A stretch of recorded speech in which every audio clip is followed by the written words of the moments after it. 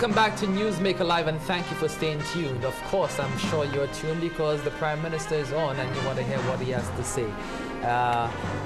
We have been asking him about his first 100 days in office, his third first 100 days in office, and it has been a revelation so far. He has also done a short critique of his ministers in the different ministries, but as he said, too early to provide a full evaluation, and that will be forthcoming in the months ahead. Sure. Now, you talked about budget, the big B word, right? The dreaded B word, and you're tackling the budget this year different to any other year that we've seen. Of course, that comes with its peculiar challenges, in addition to the stresses of putting up a country's budget together. Just walk us, through very quickly some of the processes that you have had to go through to get this budget done. Well, some of the processes are very well established. You recall that when the St. Lucia Labour Party was in office in the first cycle, we introduced program budgeting. Basically, that meant that projects and programs are properly identified, categorized, and allocations made, so you're able to judge the performance of each particular program across the financial year. Clear objectives were stated and specified for ministries as well as for the programs which they intended to embark on. Basically, what would happen is somewhere around November, December, the Ministry of Finance would begin to signal the process to permanent secretaries and the ministries to begin to prepare. They would be given envelopes to determine roughly what amounts they ought to be looking at, and they in turn will then identify their projects and respond to the envelope to indicate what pressures they may have. In other words, the extent to which they could honor or dishonor the suggestions of the Ministry of Finance. Once that is done and that process is complete, then the staff of the Ministry of Finance begins to pull together the various submissions from the various ministries. When that is done, and usually that process is almost completed sometime in February or early March, the Minister of Finance looks at the submissions of the various ministries and begins the process of evaluating the submissions. Meanwhile, discussions are held with key stakeholders. There may be particular policy options you want to pursue, but you want to alert the particular sectors that are going to be affected, or you want to get their views on those options. For example, I intend to present some proposals in the budget regarding the direction of housing. And that has involved some discussions with the lawyers, with their association, the Bar Association, and it has involved some discussion with banks. So you may have all of these sectoral discussions as well as individual discussions, because sometimes a Minister of Finance wants to bounce off ideas against members of the private sector and say, look, let's look at this. What do you think of this? Do you think this is viable? And I have to tell you that this is a very important process because you get a feel for the likely impact of the policy. Sometimes you have real difficulties because you may want to pursue a particular policy option. It seems to favor that particular sector, but the other sector is virulently opposed to it because it may cause them some kind of damage. And then you then have to make a judgment in the middle. Once that process is nearly complete, I would say, then the Minister of Finance engages the various ministries in discussions. They make presentations to a team led by the Minister of Finance, but including officials and technocrats within the Ministry of Finance, and we have an open discussion on their programs. This is also very important because what it does is to sensitize the Minister of Finance to programs that are dear to the particular ministry. But on the other hand, it allows the Ministry of Finance to evaluate the performance of the ministry and to say, hey, you have done well with this, but you didn't do well here.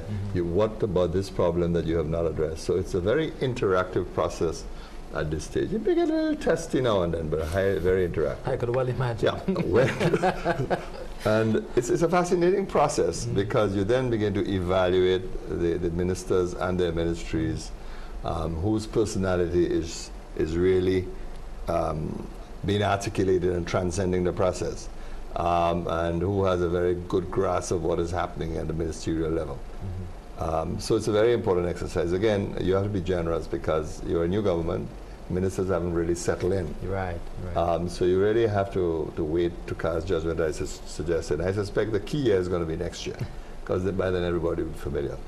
When that process is completed, then the period of choices come into play. The proposals have to be sent to the cabinet. The cabinet of ministers will examine the proposals, and the Minister of Finance, as it were, is at the receiving end, because his colleagues then will begin to say, well, what about this, what about this, why didn't you put this in, why don't we go there, can we think of this?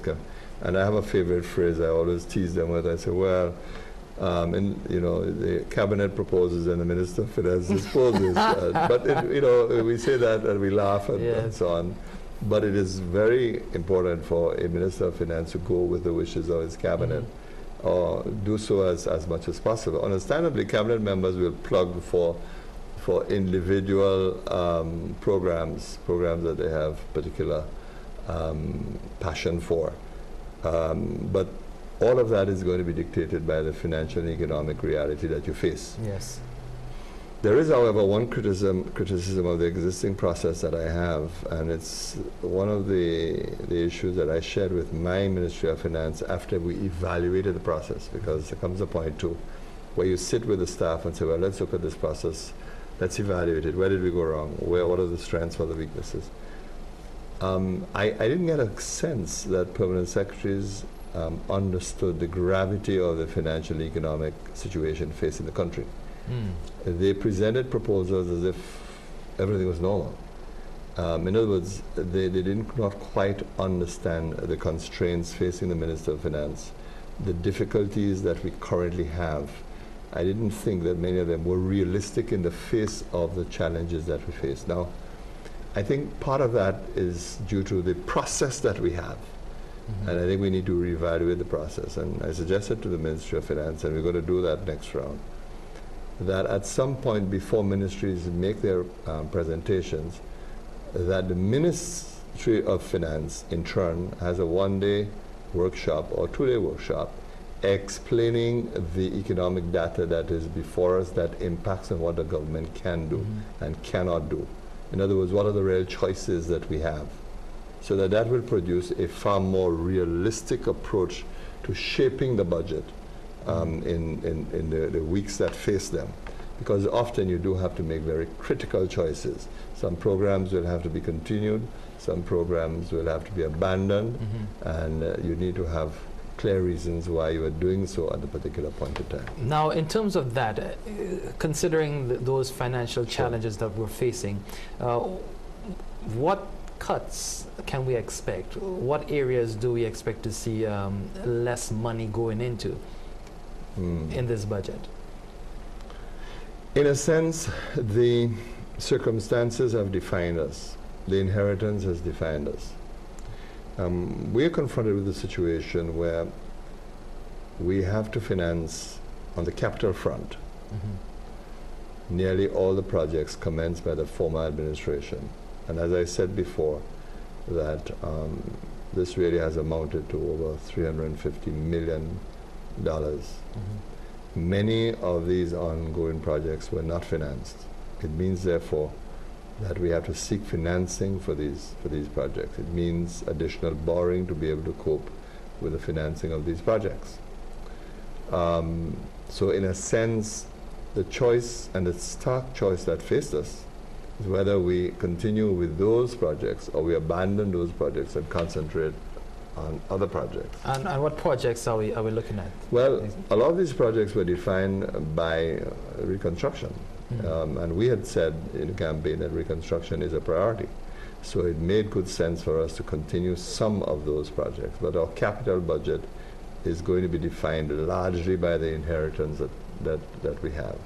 It's going to be defined by the projects, by and large selected by the former government. But you are going to see some adjustments in approach. You're going to see some new initiatives within the limitations. Quite often, though, you can bring changes that do not necessarily require additional expenditure.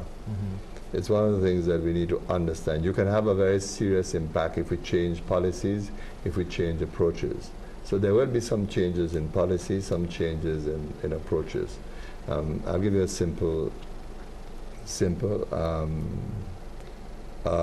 initiative. You take, for example, the matter of the establishment of the towns and village councils, right. what we now going to call constituency councils. Mm-hmm. It is clear that all are agreed that we need to strengthen their ability and their capacity to deliver local services.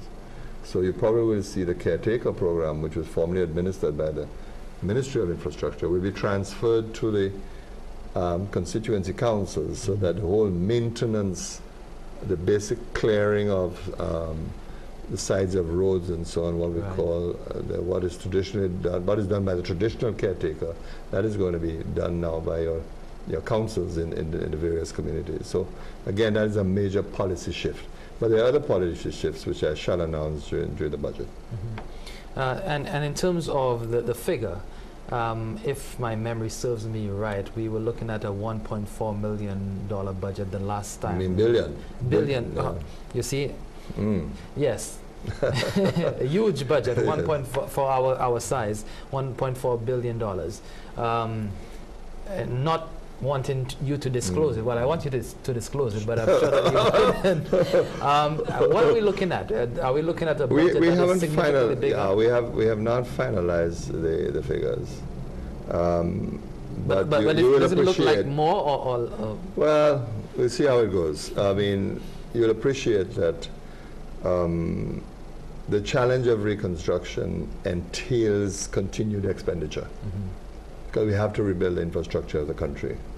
It is true that we're looking for other sources to assist us with that process, but the reality is that it's going to take a huge chunk of our budget, and we have to attend to it. I think the economic circumstances did suggest that we should contain expenditure, both on the recurrent front as well as the capital front. Of course, the recurrent front means the allocation for the payment of services, for goods and services, as well as salaries right. Of public officers and public servants, because we are in a very delicate period and we do have a significant deficit to deal with. But I mean, that's difficult, especially on the recurrent expenditure. I mean, what sort of programs have you put in place to try to cut down on recurrent expenditure, for example? Well, on the recurrent side, we would have to watch employment very closely, mm-hmm. that we continue the policy of only allowing for appointments to strategic posts in the public service. I think that it's important that we contain expenditure. There is a monumental problem at the moment, and that is we are not generating sufficient revenue to meet our basic expenditures. It's a serious problem. I'm putting it that way for the time being, and I will clarify when the budget speech is delivered. But any government that is not able to raise enough revenue to meet its existing commitments is in serious trouble going into the future, and that is the inheritance again. We have to deal with it. It means we have to close that gap, and that is why it's also very important that we resolve the issue of generating revenue to the government to deal with the myriad problems that we have. Mm-hmm. And of course, generating revenue, part of that will be increasing taxes or introducing new taxes. And I know we'll be talking about VAT. We'll take a break. Right. When we come back. We'll talk about VAT with Prime Minister Dr. Kenny Anthony. Thank you for staying tuned to this program. We'll be back after this message.